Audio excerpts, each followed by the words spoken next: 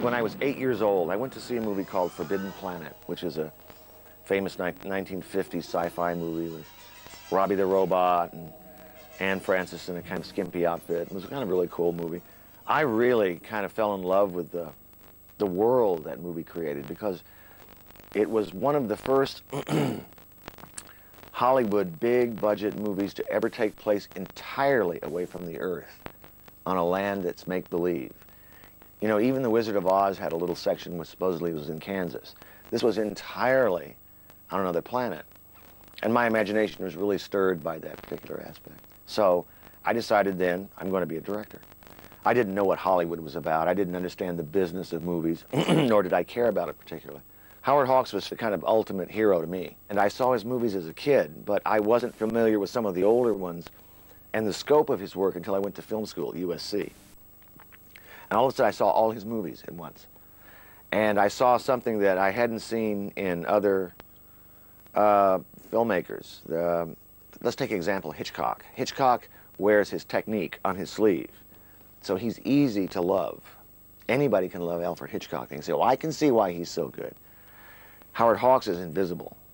You don't really understand what he's doing, but he does his technique and works it on you. And you think you're just watching a movie and watching actors. In reality, you're watching a master at work. Oh, is Harry there? Yeah, he's here. Come on, will you? I can't talk to you. Why? Because he's dead. Big Sleep is the kind of, don't you think, it's the ultimate film noir, the detective movie, but it's almost a parody of detective movies in a way. They made the movie and released it to like the army bases and got a bad response. So they went back and reshot the famous dialogue scenes between Bogart and Bacall, the kind of sexual innuendo scenes, and it became a big hit. Speaking of horses, I like to play them myself. But I like to see them work out a little first. See if they're front runners or come from behind. Find out what their whole card is. What makes them run. You find out mine? I think so. Go ahead. I'd say you don't like to be rated. You like to get out in front. Open up a lead, take a little breather in the back stretch, and then come home free. You don't like to be rated yourself. I haven't met anyone yet that could do it. Any suggestions? Well, I can't tell till I've seen you over a distance of ground. You got a touch of class, but I don't know how far you can go. A lot depends on who's in the saddle. In terms of trying to follow the plot, forget it.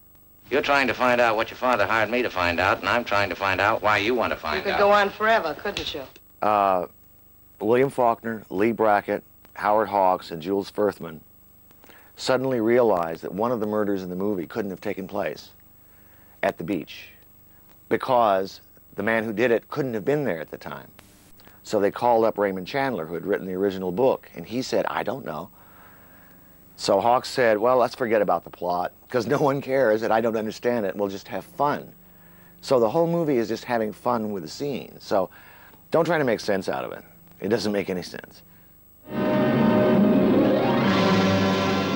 There are legendary stories about to have and have not. Howard Hawks was friends with Ernest Hemingway. They used to go hunting and fishing. Hawks made him a bet. He said, I can make a movie out of your worst novel. And that is To Have and Have Not. It's a piece of junk. And Hemingway sold it to him, and he made a hit movie out of it. Stay where you are. I felt shitting on somebody's cigarette.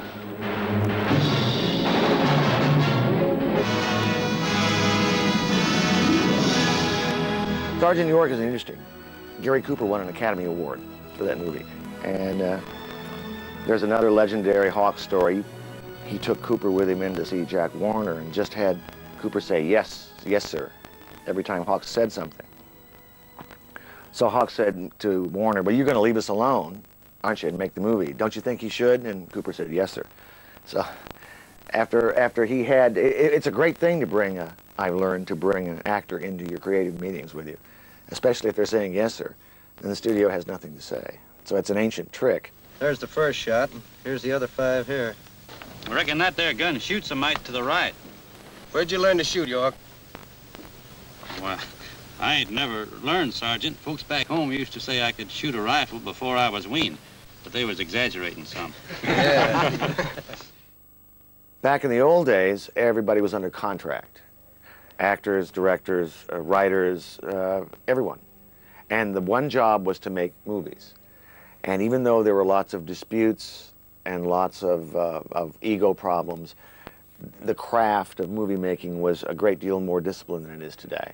And I would love to have worked in that kind of atmosphere. I think the actors of the golden age were the pioneers of what we consider to be movie stars. And movie stars are the most important reason for people going to the movies. They want to see a personality that they respond to. The first and most important thing about a movie star is that he's photogenic. And Howard Hawks gave the best description of that. There's some people that the camera loves, and they can do no wrong. No matter what they do, the camera loves watching them. There are some people that the camera does not love, and no matter how talented they are, they can never do it, because the camera is not in love with the way they look.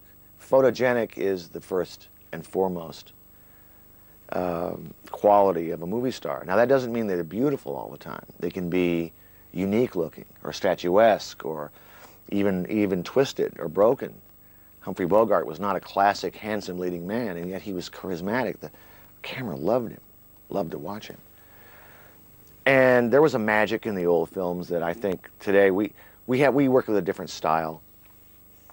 And there's something fun about old movies.